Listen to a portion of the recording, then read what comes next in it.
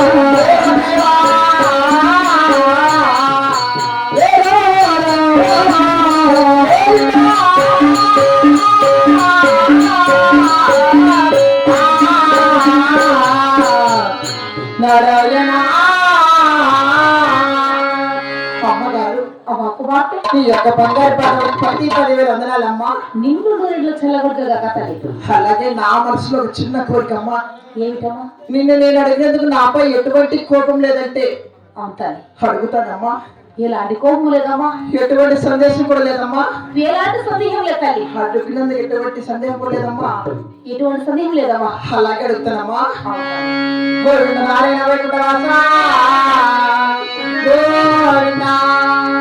అయ్యో అమ్మగారు మాయమ్మ గారు మాయమ్మ గారు నా తల్లి అమ్మగారు మాయమ్మ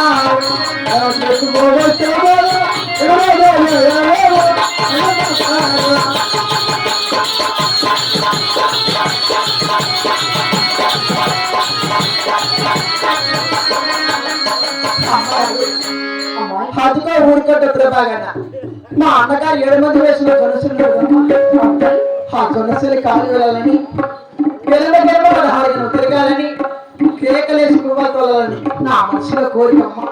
అమ్మా నీ మనసులో చిన్న కోరిక అమ్మ. ఎవరు చెప్పి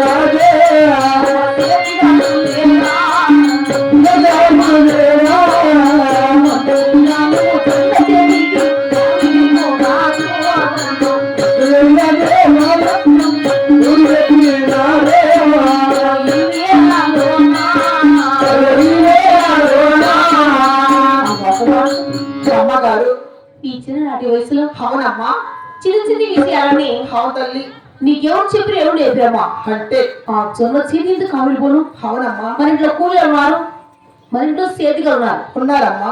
ఇలాంటి విశేషాలన్నీ నీకెవరు చెప్పి ఎవరు నేర్పిరమ్మా. అంటే మీ అన్నగారు 7 మంది వేసిన జొన్నసులు కాలు వెళ్ళాలంటే మన ఇంటి వద్ద కూలి వాళ్ళు ఉన్నారు, చింతకాళ్ళు ఉన్నారు, 33 సేతికాళ్ళు ఉన్నారే.